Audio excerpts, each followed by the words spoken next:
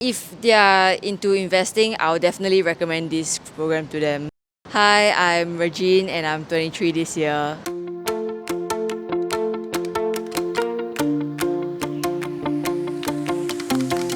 I got introduced into investing by my father. So for me, investing is all about learning financial knowledge, and I would just like to expand on that toolbox.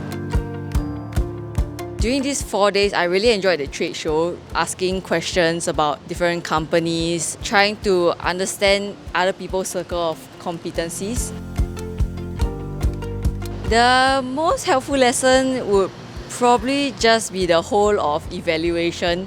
It's a lot of content to cover, but I just feel like I've just learned so much throughout and just know how to look at stocks more wisely now and to make a more informed decision.